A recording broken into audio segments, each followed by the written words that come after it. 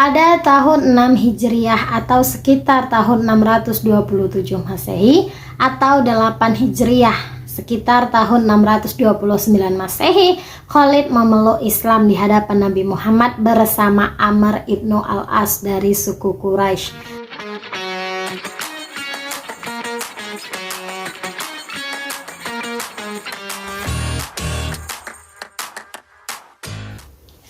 Halo, assalamualaikum. Kembali lagi bersama Ayu Hardianti. Dan hari ini kita bakalan bahas tentang kisah Khalid bin Walid. Pertama-tama, kisah ini Ayu dapatkan sumbernya dari internet. Jadi mohon maaf jika ada kesalahan nama, gelar, tempat, dan lain sebagainya. Terima kasih juga yang sudah subscribe, like, komen, share, dan juga menonton video ini sampai habis. Langsung saja kita masuk ke ceritanya. Selamat menyaksikan. Abu Sulaiman Khalid bin Al-Walid bin Al-Mughirah Al-Makhzumi adalah seorang komandan Muslim Arab yang melayani Nabi Islam, yaitu Nabi Muhammad, Khalifah Rasyidin Abu Bakar dan Umar bin Khattab. Dia memainkan peran militer utama dalam Perang Riddah melawan suku-suku pemberontak di Arabia pada tahun 632 sampai 633 Masehi. Penaklukan Persia oleh Muslim pada tahun 633 sampai 634 Masehi dan penaklukan Suriah oleh Muslim pada tahun 634 sampai 638 Masehi. Khalid merupakan seorang prajurit berkuda dari klan aristokrat suku Quraisy Makhzum yang sebelumnya dengan gigih menentang Nabi Muhammad. Ia memainkan peran penting dalam mengalahkan pasukan Muslim di pertempuran Uhud pada tahun 625 Masehi. Setelah ia masuk Islam pada tahun 627 Masehi atau 629 Masehi, ia diangkat menjadi komandan oleh Nabi Muhammad yang memberikan gelar Saifullah atau pedang Allah kepadanya. Khalid mengkoordinir penarikan pasukan Muslim secara aman selama ekspedisi yang gagal ke Mu'tah melawan sekutu Arab dari Bizantium pada tahun 629 dan memimpin kontingen Badui dari tentara Muslim selama perebutan Mekah dan pertempuran Hunain pada sekitar tahun 630. Setelah wafatnya Nabi Muhammad, Khalid ditunjuk untuk menekan atau menundukkan suku-suku Arab di Najd dan Yamama, keduanya wilayah di Arabia Tengah, yang menentang negara Muslim yang baru lahir, mengalahkan para pemimpin pemberontak Tulaihah pada pertempuran Buzakhah pada tahun 632 dan Musailamah pada pertempuran Aqrabah di tahun 633. Khalid kemudian bergerak melawan suku-suku Arab yang sebagian besar beragama Kristen dan garnisun Persia Sasaniyah di lembah Efrat di Irak. Dia ditugaskan kembali oleh Abu Bakar untuk memimpin pasukan Muslim di Suriah dan dia memimpin anak buahnya di sana dalam sebuah pergerakan yang tidak konvensional melintasi hamparan gurun Suriah yang panjang dan tak berair, mendongkrak reputasinya sebagai ahli strategi militer. Sebagai hasil dari kemenangan yang menentukan melawan Bizantium di Ajnadain, Fahel, Damaskus, dan Yarmuk, kaum Muslim di bawah Khalid berhasil menguasai sebagian besar Suriah. Dia kemudian diturunkan dari komando tinggi oleh Umar. Khalid melanjutkan tugasnya sebagai letnan kunci dari penggantinya, Abu Ubaidah bin Al-Jarrah, dalam pengepungan Homs dan Aleppo dan pertempuran Kinasrin. Semuanya pada tahun 637 sampai 638 Masehi, yang secara kolektif memicu mundurnya pasukan kekaisaran Bizantium di bawah Kaisar Heraklius dari Suriah. Umar memberhentikan Khalid dari jabatannya sebagai gubernur Kinasrin sesudahnya dan ia meninggal di Madinah pada tahun 642 Masehi. Khalid secara umum dianggap oleh para sejarawan sebagai salah satu jenderal Islam awal yang paling cakap dan berpengalaman. Pencapaiannya dikenang secara luas oleh umat Muslim Arab. Riwayat-riwayat Islam memuji Khalid atas taktik medan perang dan kepemimpinannya yang efektif pada penaklukan-penaklukan awal yang dilancarkan oleh umat muslim. Tetapi juga menudingnya telah mengeksekusi secara ilegal anggota suku Arab yang telah memeluk Islam, yaitu anggota-anggota Bani Jadimah selama masa hidup Nabi Muhammad dan Malik bin Nuwairah selama perang Riddah. Begitu pula pelanggaran moral dan fiskal di Suriah. Kemasyhuran militernya meresahkan beberapa muslim awal yang soleh, termasuk Umar bin Khattab, yang takut hal itu dapat berkembang menjadi kultus terhadap individu. Ayah Khalid adalah Al-Walid bin Al-Mughirah, seorang penengah perselisihan lokal di Mekah di Hijaz, Arabia Barat. Al-Walid diidentifikasi oleh sejarawan Ibnu Hisham, Ibnu Duraid, dan Ibnu Habib sebagai pencemooh Nabi Islam, yaitu Nabi Muhammad, yang disinggung dalam surat-surat Al-Quran yang turun ketika di Mekah. Dia berasal dari Bani Makhzum, klan terkemuka dari suku Quraisy dan aristokrasi Mekah pra-Islam. Bani Makhzum dianggap berjasa dalam memperkenalkan perdagangan Mekah ke pasar-pasar asing, khususnya Yaman dan Abyssinia atau Ethiopia, dan mengembangkan reputasi di kalangan suku Quraisy karena kecerdasan, kebangsawanan, dan kekayaan mereka. Kemasyhuran mereka merupakan berkat kepemimpinan kakeknya Khalid dari pihak ayahnya, yakni Al-Mughirah bin Abdullah. Paman Khalid dari pihak ayahnya, yaitu Hisham, dikenal sebagai penguasa Mekah, dan tanggal kematiannya digunakan oleh kaum Quraisy sebagai awal dari kalender mereka. Ibu Khalid adalah Al-Asma binti Al-Harith bin Hazm, yang umumnya dikenal sebagai Lubabah As-Sughra atau Lubabah si kecil, untuk membedakannya dari kakak seayahnya, Lubabah Al-Kubra, dari suku nomaden Bani Hilal. Lubabah Al-Sughra masuk Islam sekitar tahun 622 Masehi, dan saudara tirinya dari pihak ayahnya, Maimunah binti Al-Harith, menjadi istri dari Nabi Muhammad. Melalui hubungan dari pihak ibunya, Khalid menjadi sangat akrab dengan gaya hidup suku Badui atau Arab nomaden. Kaum Makhzum sangat menentang Nabi Muhammad, dan kepemimpinan utama klan ini Amr bin Hisham atau Abu Jahal, yang merupakan sepupunya Khalid, mengorganisir aksi boikot terhadap klan Nabi Muhammad. Bani Hisham dari suku Quraisy pada sekitar tahun 616 sampai 618 Masehi. Setelah Nabi Muhammad berhijrah dari Mekah ke Madinah di tahun 622 Masehi, kaum Makhzum di bawah Abu Jahal memimpin perang melawannya, sampai mereka dikalahkan di pertempuran Badar di tahun 624 Masehi. Sekitar 25 sepupu ayah Khalid termasuk Abu Jahal dan banyak sanak saudara lainnya terbunuh dalam pertempuran itu. Tahun berikutnya Khalid memimpin sayap kanan kavaleri dari pasukan Mekah yang berhadapan dengan Nabi Muhammad pada pertempuran Uhud di utara Madinah. Ia maju melalui lembah Wadi Qanat di sebelah barat Uhud, sampai akhirnya dicegat oleh pemanah-pemanah muslim di selatan lembah di Gunung Ruma.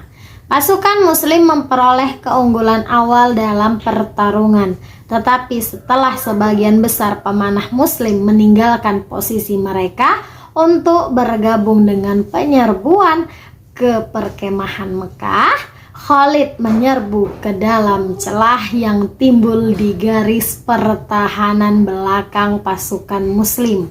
Dalam pertempuran berikutnya, beberapa lusin pasukan muslim terbunuh. Narasi-narasi dari pertempuran tersebut mendeskripsikan Khalid mengendarai kuda menembus medan pertempuran, menghabisi para pasukan muslim dengan tombaknya. Pada tahun 628 Masehi, Nabi Muhammad dan para pengikutnya menuju Mekah untuk melakukan umroh atau peziarahan kecil ke Mekah, dan suku Quraisy mengirimkan 200 kavaleri untuk mencegatnya setelah mendengar keberangkatannya. Khalid adalah pimpinan kavaleri tersebut dan Nabi Muhammad menghindari menghadapinya dengan mengambil rute alternatif yang tidak konvensional dan sulit untuk dilalui, yang tertuju ke Hudaybiyah di tepi Mekah. Setelah menyadari perubahan arah Nabi Muhammad, Khalid mundur ke Mekah. Sebuah gencatan senjata antara Muslim dan suku Quraisy dicapai dalam perjanjian Hudaybiyah di bulan Maret. Pada tahun 6 Hijriah atau sekitar tahun 627 Masehi atau 8 Hijriah sekitar tahun 629 Masehi, Khalid memeluk Islam di hadapan Nabi Muhammad bersama Amr ibnu al-As dari suku Quraisy. Khalid berpartisipasi dalam ekspedisi ke Mu'tah di Yordania modern yang diperintahkan oleh Nabi Muhammad pada bulan September tahun 629 Masehi. Tujuan dari penyerbuan itu kemungkinan untuk mendapat harta rampasan setelah mundurnya tentara Persia Sasaniyah dari Suriah setelah kekalahannya dari Kekaisaran Bizantium pada bulan Juli. Detasemen Muslim ini dipukul mundur oleh pasukan Bizantium yang sebagian besar terdiri dari suku-suku Arab yang dipimpin oleh komandan Bizantium, Theodor, dan beberapa komandan Muslim berpangkat tinggi terbunuh. Khalid mengambil alih komando pasukan setelah kematian para komandan yang ditunjuk dan dengan penuh kesulitan mengawasi penarikan mundur kaum Muslim dengan aman. Nabi Muhammad menghadiahi Khalid dengan menganugerahkan kepadanya gelar kehormatan Saifullah atau pedang Allah. Pada bulan Desember tahun 629 Masehi atau Januari tahun 630 Masehi, Khalid mengambil bagian dalam penaklukan Mekah oleh Nabi Muhammad yang menyebabkan sebagian besar suku Quraisy memeluk Islam. Dalam pertempuran itu, Khalid memimpin kontingen nomaden yang disebut Muhajirat al-Arab atau emigran Badui.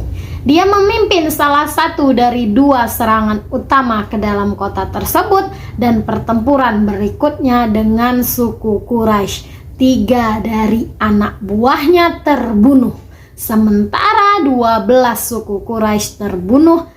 Dalam konfrontasi tersebut, kaum muslimin yang diperkuat oleh masuknya para mu'alaf suku Quraisy mengalahkan suku Thaqif, saingan lama suku Quraisy yang berbasis di Taif, dan sekutu-sekutu nomaden mereka, suku Hawazin. Khalid kemudian ditunjuk untuk menghancurkan berhala Al-Uzza, salah satu dewi yang disembah dalam agama Arab pra-Islam di daerah Nakhla antara Mekah dan Taif. Khalid kemudian dikirim untuk mengajak Bani Jadimah masuk Islam di Yalamlam sekitar 80 km di selatan Mekah. Tapi sumber-sumber tradisional Islam menyatakan bahwa ia menyerang suku tersebut secara ilegal. Dalam versi Ibnu Ishaq, Khalid membujuk para anggota suku Jadimah untuk melucuti senjata dan memeluk Islam, yang kemudian ditindaklanjuti dengan mengeksekusi sejumlah anggota suku sebagai pembalasan dendam atas pembunuhan pamannya Faqih bin Al-Mughirah yang dilakukan oleh suku Jadimah sebelum Khalid memeluk Islam. Dalam narasi Ibnu Hajar Al-Asqalani, Khalid secara keliru menganggap bahwa suku-suku tersebut menjadi mu'alaf sebagai penolakan atau penghinaan terhadap Islam karena ketidaktahuannya tentang aksen Jadimah sehingga ia menyerang mereka. Dalam kedua versi tersebut, Nabi Muhammad menyatakan dirinya tidak bertanggung jawab atas tindakan Khalid, tetapi tidak memberhentikan atau menghukumnya.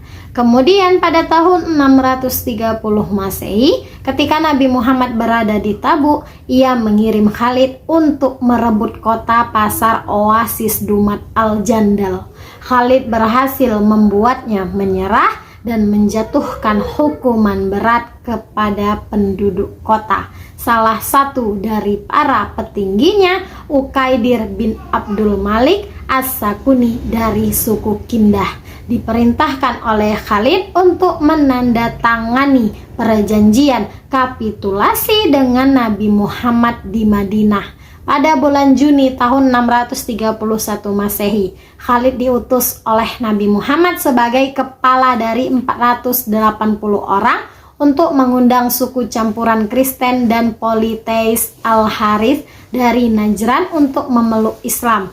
Suku tersebut mu'alaf dan Khalid mengajarkan mereka tentang Al-Quran dan hukum-hukum Islam sebelum kembali kepada Nabi Muhammad di Madinah dengan delegasi Balharith. Setelah kematian Nabi Muhammad pada bulan Juni tahun 632 Masehi, salah satu sahabat awal dan dekatnya, Abu Bakar, menjadi khalifah.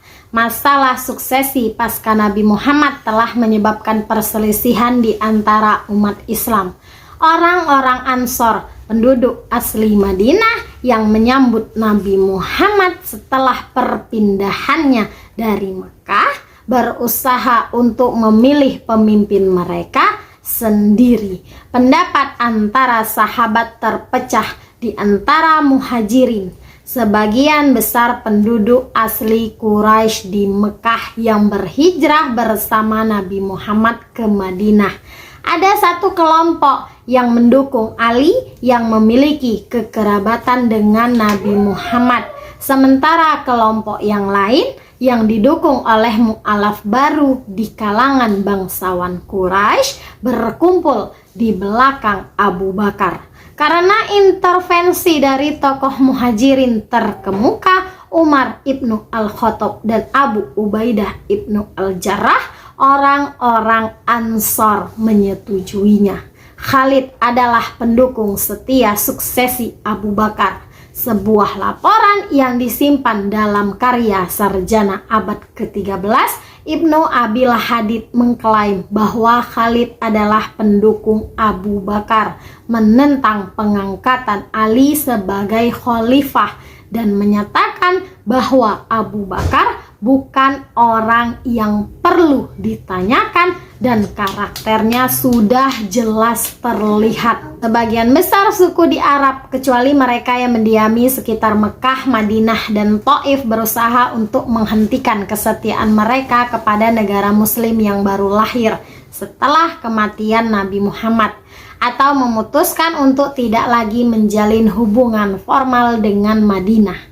Sejarah awal Islam menggambarkan upaya Abu Bakar untuk mendirikan atau menegakkan kembali kekuasaan Islam atas suku-suku sebagai perang riddah, yaitu peperangan yang ditujukan untuk melawan orang yang murtad. Dari 6 zona konflik utama di Arab selama perang riddah, 2 diantaranya berpusat di Najd, dataran tengah Arab.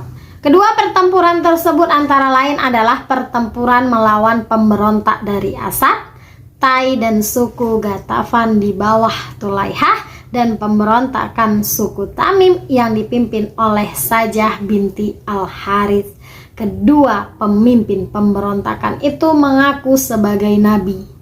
Setelah Abu Bakar menggagalkan ancaman ke Madinah oleh Ghatafan di pertempuran Dzulqa'sah, dia mengirim Khalid melawan suku pemberontak di Najd. Khalid adalah calon ketiga Abu Bakar untuk memimpin kampanye setelah 2 pilihan pertamanya, Zaid bin Khattab dan Abu Hudzaifah bin Utbah, menolak penugasan tersebut. Pasukannya berasal dari Muhajirin dan Ansor. Sepanjang kampanye, Khalid menunjukkan kemandirian operasional yang cukup besar dan tidak secara ketat mematuhi arahan khalifah. Fokus awal Khalid adalah menekan pengikut Tulaihah.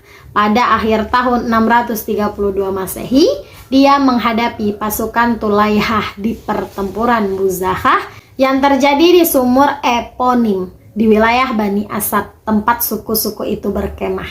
Tai membelot ke Muslim sebelum pasukan Khalid tiba di Buzakhah sebagai hasil mediasi antara kedua belah pihak oleh kepala suku Tai, Adi bin Hatim. Adi kemudian ditugaskan oleh Madinah sebagai pemungut zakat atas sukunya, dan saingan leluhurnya yang tak lain adalah Bani Asad. Khalid kemudian berhasil mengalahkan pasukan Asad Ghatafan dalam pertempuran.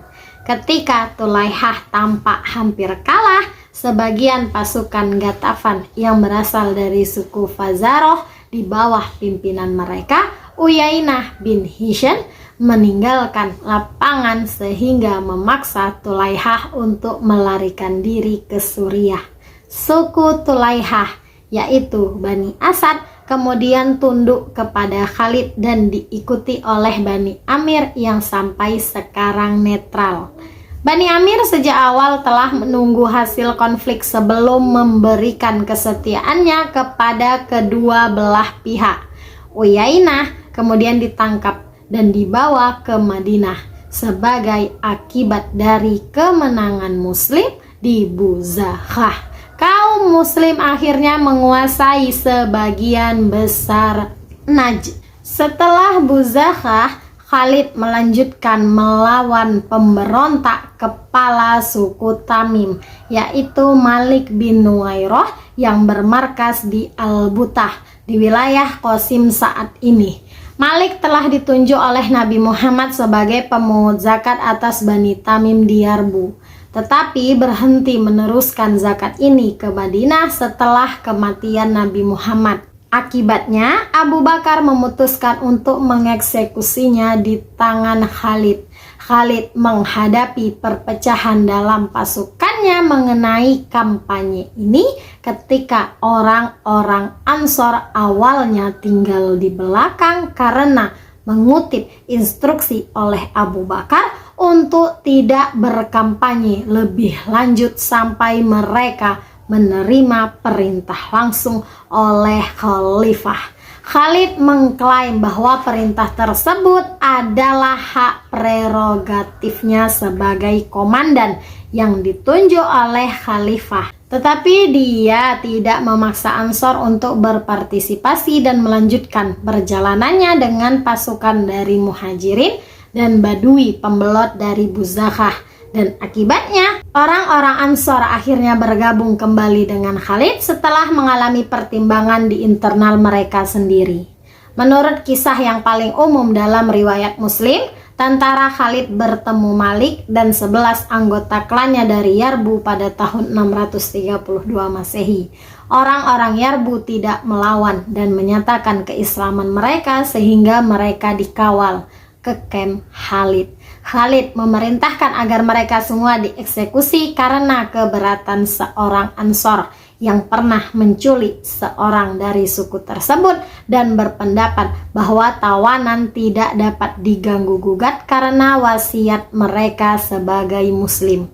Setelah itu, Khalid menikah dengan janda Malik, Laila binti Al-Minhah. Ketika berita tentang tindakan Khalid sampai ke Madinah, Umar yang telah menjadi ajudan utama Abu Bakar mendesak agar Khalid dihukum atau dibebas tugaskan. Tetapi Abu Bakar memaafkannya. Menurut catatan sejarawan abad ke-8, Saif bin Umar, Malik juga telah bekerja sama dengan Nabi palsu saja, kerabatnya dari Yarbu. Tetapi setelah mereka dikalahkan oleh suku saingan dari Tamim, sehingga meninggalkan Malik dan membuatnya mundur ke perkemahannya di Al-Butah.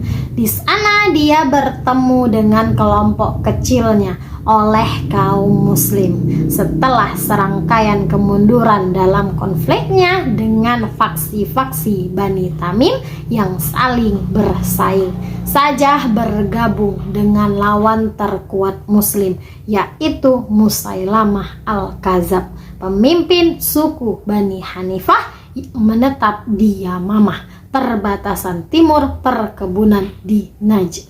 Musailamah memiliki klaim kenabian sebelum Nabi Muhammad hijrah dari Mekah dan membuat permohonan agar Nabi Muhammad mengakui wahyu ilahinya yang berakhir dengan penolakan oleh Nabi Muhammad. Setelah Nabi Muhammad meninggal, dukungan Musailamah melonjak di Yamamah yang nilai strategisnya tidak hanya terletak pada kelimpahan ladang gandum dan pohon kurma, tetapi juga lokasinya yang menghubungkan Madinah dengan wilayah Bahrain dan Oman di Arab Timur. Abu Bakar telah mengirim Syurahbil bin Hasanah dan sepupu Khalid, yaitu Ikrimah, dengan pasukan untuk memperkuat garda gubernur muslim di Yamamah, yaitu kerabat suku Musailamah, Sumamah bin Utsal. Ikrimah dipukul mundur oleh pasukan Musailamah dan setelah itu diperintahkan oleh Abu Bakar untuk memadamkan pemberontakan di Oman dan Mahroh, Arab Selatan Tengah. Sementara Syurahbil tetap berada di Yamamah dengan harapan akan datang pasukan besar Khalid. Setelah kemenangannya melawan Badui di Najd, Khalid menuju ke Yamamah setelah diberitahu tentang kekuatan militer Bani Hanifah dan instruksi oleh Abu Bakar untuk bertindak keras terhadap Bani Hanifah jika dia menang. Sejarawan abad ke-12 Ibnu Hubaish al-Asadi berpendapat bahwa pasukan Khalid dan Musailamah masing-masing berjumlah 4.500 dan 4.000. 3 serangan pertama Khalid terhadap Musailamah di dataran Aqrabah dipukul mundur. Kekuatan para pejuang Musailamah, keunggulan pedang mereka, dan ketidakstabilan kontingen Badui dalam barisan Khalid adalah semua alasan yang disebutkan oleh kaum muslim atas kegagalan awal mereka. Khalid mengindahkan nasihat Thabit bin Qais yang berasal dari Ansar untuk mengeluarkan orang Badui dari pertarungan berikutnya. Dalam serangan keempat terhadap Bani Hanifah, Muhajirin di bawah Khalid dan Ansor di bawah Thabit membunuh seorang letnan Musailamah yang membuat Musailamah melarikan diri dengan sebagian pasukannya.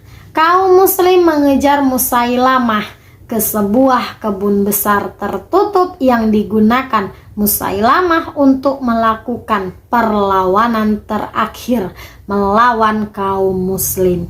Kandang itu diserbu oleh kaum muslim. Musailamah dibunuh dan sebagian besar Bani Hanifah terbunuh atau terluka. Markas Musailamah tersebut kemudian dikenal sebagai kebun kematian karena banyaknya korban tewas yang dimiliki oleh kedua belah pihak. Khalid menugaskan seorang Bani Hanifah yang ditawan di awal kampanye, Muja'ah bin Muroroh, untuk menilai kekuatan moral dan niat Bani Hanifah di benteng Yamamah mereka setelah membunuh Musailamah. Muja'ah menyuruh wanita dan anak-anak Bani Hanifah untuk berpakaian dan berlagak sebagai pria di gerbang benteng dengan tipu muslihat untuk meningkatkan pengaruh mereka dengan Khalid. Ia menyampaikan kepada Khalid bahwa Bani Hanifah masih memiliki banyak pejuang yang bertekad untuk melanjutkan peperangan melawan Muslim. Karena pasukan Muslim mengalami kelelahan, Khalid terpaksa untuk menerima nasihat Muja'ah untuk gencatan senjata dengan Bani Hanifah. Terlepas dari arahan Abu Bakar untuk mengejar Bani Hanifah dan mengeksekusi tawanan perang dari Bani Hanifah, perjanjian Khalid dengan Bani Hanifah mengharuskan suku tersebut masuk Islam dan menyerahkan senjata dan baju besi mereka serta persediaan emas dan perak. Abu Bakar meratifikasi perjanjian tersebut meskipun ia tetap menentang konsesi Khalid dan memperingatkan bahwa Hanifah akan tetap setia selamanya kepada Musailamah. Perjanjian itu selanjutnya disucikan oleh pernikahan Khalid dengan putri Muja'ah.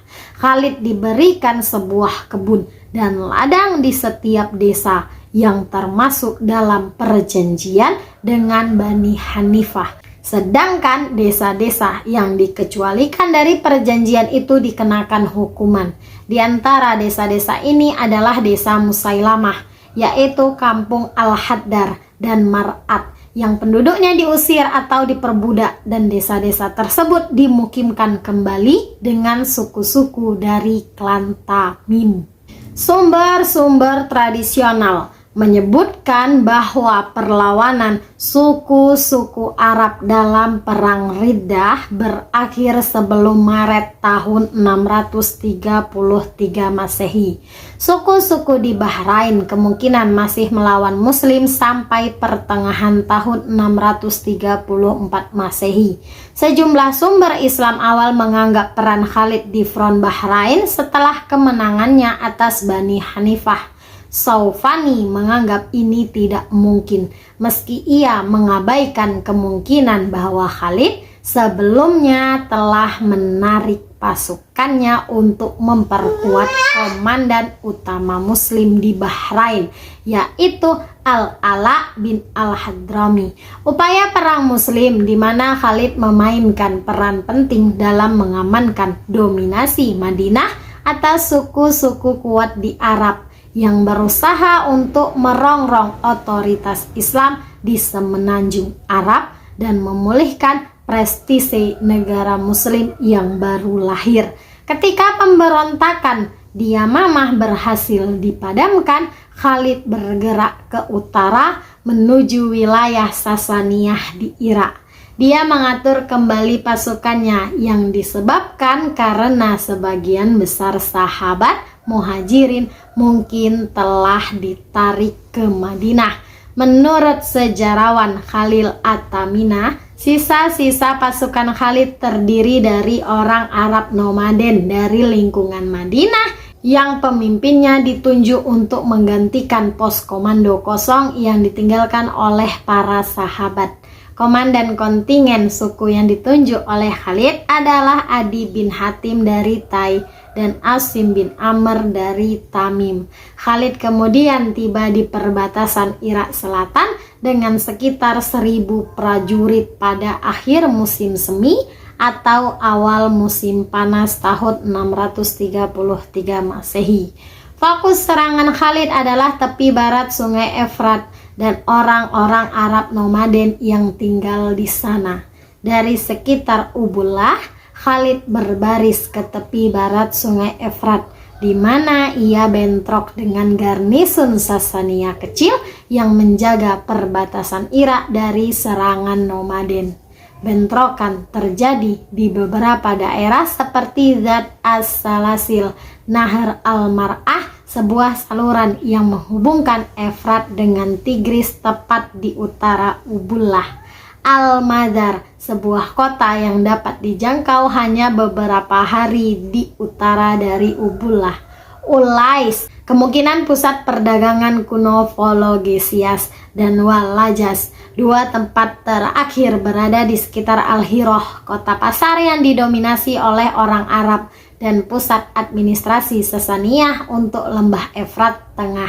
Pengepungan Al-Hiroh adalah pertempuran yang paling signifikan dari kampanye Khalid. Setelah mengalahkan kavaleri Persia kota di bawah komandan Azad Beh, ketika terjadi bentrokan kecil, Khalid dan sebagian pasukannya memasuki kota tak bertembok. Sebagian bangsawan dari Al-Hiroh adalah orang Kristen Nestorian yang memiliki ikatan darah dengan suku nomaden di pinggiran gurun barat kota, yang mana tempat tinggal mereka dibarikade di istana berbenteng mereka yang tersebar secara merata.